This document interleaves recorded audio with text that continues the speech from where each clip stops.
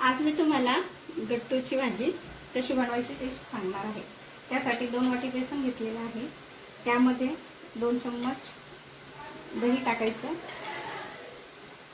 त्यानंतर थोडासा 1 चम्मच ओवा, लाल तिखट, चवीनुसार हळद आणि मीठ, थोडेसे जिरे, हे सर्व टाकून त्याचा एक गोळा करून घेणार आहोत। आता आपण हे पीठ मळून ठेवलेले आहे। याचे आपण आता लांब असे गोळे करून घेणार आहोत। आणि इकडे मी पाणी गरम करण्यासाठी ठेवलेले आहे। पाणीला उकळ आली की यामध्ये थोडेसे तेल टाकून त्यामध्ये आपण हे गोळे उकळण्यासाठी ठेवून देणार आहोत। 10 मिनिटांसाठी बॉईल करून घ्यायचे आहे। अशा पद्धतीने आपण हे गट्टूसाठी रोल करून घेत आहोत।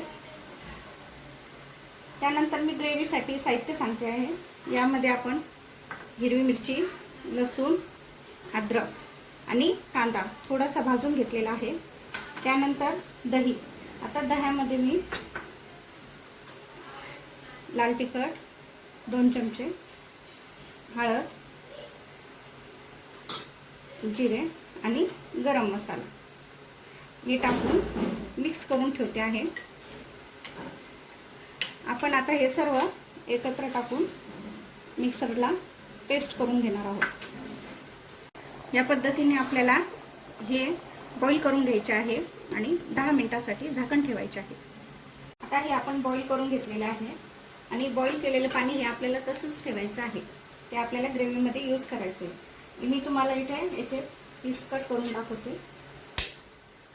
या पद्धतीने याचे छोटे छोटे गट्टू तयार करून घ्यायचे आहे। आता आपण ग्रेव्ही तयार करणार आहोत। यासाठी थोडं जास्त तेल लागेल। 3 चमचे तेल घ्यायचे आहे। तेल टाकले त्यामध्ये मोहरी, जिरं,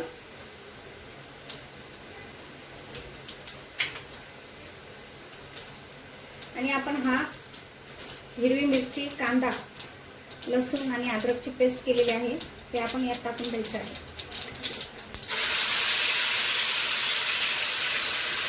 आणि चांगले परतून घ्यायचे आहे।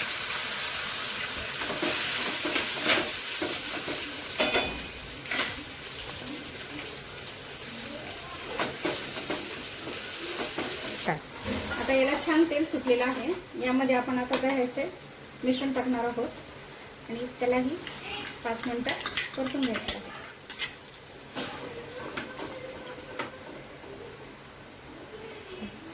आता आपल्या ग्रेव्हीला मस्त तेल सुटलेलं आहे। यामध्ये आपण थोडेसे 2 चमचे धने पावडर टाकणार आहोत आणि त्यानंतर कसुरी मेथी, आणि त्यानंतर आपण जे बॉईल केलेले पाणी होते ते पाणी आपण आता याच्यात ॲड करणार आहोत। ग्रेव्ही किती घ्यायची, पाणी किती टाकायचं हे सर्व तुमच्यावर आहे। त्यानंतर आपण आता हे गट्टू टाकणार आहोत